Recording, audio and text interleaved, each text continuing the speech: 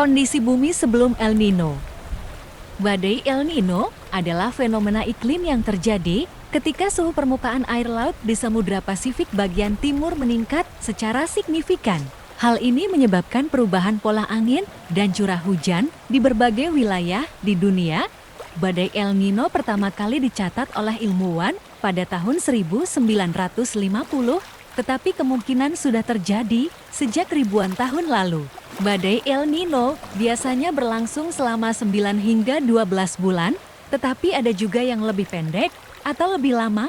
Badai El Nino terakhir terjadi pada tahun 2015 sampai tahun 2016 dan berakhir pada tahun 2016.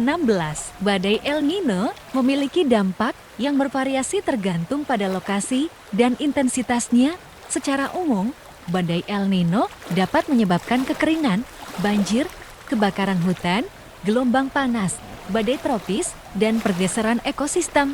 Badai El Nino juga dapat mempengaruhi produksi pertanian, kesehatan manusia, ekonomi, dan politik di negara-negara yang terkena dampaknya. Beberapa contoh dampak badai El Nino adalah penurunan hasil panen di Indonesia, Australia, dan Afrika, peningkatan curah hujan di Amerika Selatan dan Amerika Utara, penurunan populasi ikan di Samudra Pasifik, dan peningkatan risiko penyakit seperti malaria, kolera, dan demam berdarah. Badai El Nino tidak hanya mempengaruhi bumi, tetapi juga galaksi kita. Menurut penelitian NASA, badai El Nino dapat mengubah medan magnet bumi dan mengganggu komunikasi satelit.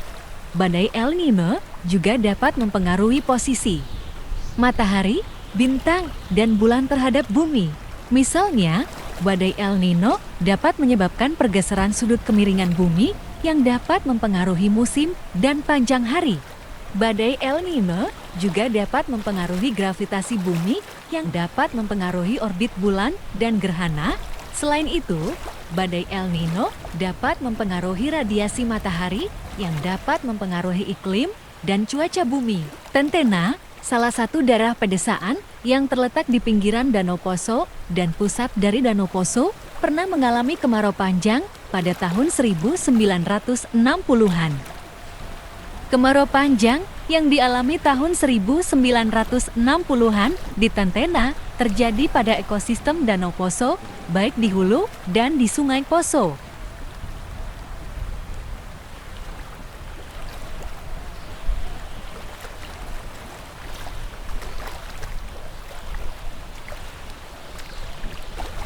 Paduduangko merupakan daerah yang dilewati Johannes Cornelius Adrianus van der Wijk. Ia memiliki keinginan untuk melihat Danau Poso, kemudian mengawali perjalanan melalui Padipi. Setelah sampai di danau, ia pergi ke Batu-Batu Duangko dan batu paling ujung, Watu Dilana. Sepak terjang Adrianus, orang Eropa pertama yang mengunjungi Danau Poso, diceritakan oleh Satu Jaruna, kepala Tuato Kadombuku, kepada Cruyff.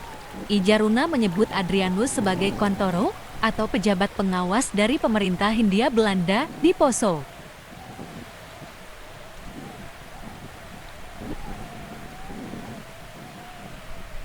Periode Oligosen adalah suatu kala pada skala waktu geologi yang berlangsung dari sekitar 34 hingga 23 juta tahun yang lalu. Pada periode ini terjadi peristiwa penting di Sulawesi Tengah. Manusia belum ada pada periode Oligosen. Periode Oligosen berlangsung dari sekitar 34 hingga 23 juta tahun yang lalu. Sementara itu, manusia modern atau Homo sapiens muncul sekitar 300.000 tahun yang lalu. Pada periode Oligosen, mamalia mulai melakukan evolusi dan semakin banyak ragamnya. Jadi, manusia belum ada pada periode Oligosen. Manusia modern muncul jauh setelah periode tersebut. Katarini merupakan nenek moyang dari kera dan manusia, diketahui ada pada akhir periode Oligosen di Kenya sekitar 24 juta tahun yang lalu.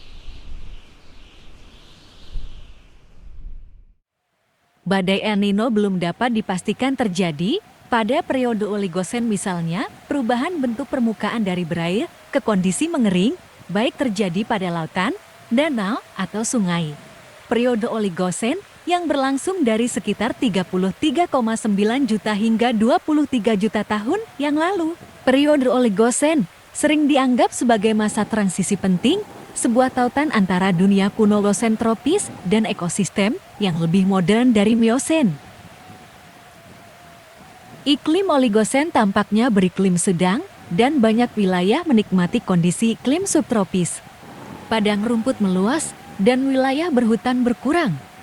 Selama periode ini, sementara vegetasi tropis berkembang di sepanjang perbatasan Laut Tethys, kondisi hangat dan berawal mendominasi sebagian besar wilayah yang sekarang menjadi Jerman, dan terbentuklah deposit batu bara lignit yang luas. Tentena, salah satu wilayah di Sulawesi, menjadi bagian penting dari sejarah pembentukan Sulawesi. Sulawesi memiliki sejarah geologi yang kompleks dan menarik. Sulawesi terbentuk akibat tabrakan antara bagian yang terapung dari Sundaland Tenggara dan mikrobenua dari lempeng India Australia. Tabrakan ini terjadi selama periode Oligosen hingga awal Pliosen, membentuk 4 lengan provinsi megatektonik di Sulawesi dan pulau-pulau sekitarnya. Lengan utara terdiri dari busur vulkanik yang berkaitan dengan subduksi dari akhir Paleogen hingga Nuogen.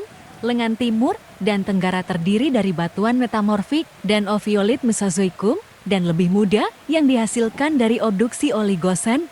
Lengan selatan didominasi oleh batuan vulkanik Nuogen yang diletakkan di atas batuan dasar Mesozoikum dan sedimen Paleogen dari Sundaland Tenggara. Provinsi megatektonik keempat adalah mikrobenua yang berasal dari Australia pada akhir Paleozoikum hingga Mesozoikum yang berlabuh ke Sulawesi Timur, meliputi mikrobenua Buton Tukang Besi dan Banggai Sula. Di sekitar Sulawesi, ada laut marginal dalam yang terbentuk oleh pemisahan dan pembukaan, termasuk Selat Makassar, Teluk Tomini, atau Cekungan Gorontalo, Teluk Bone, dan Laut Sulawesi.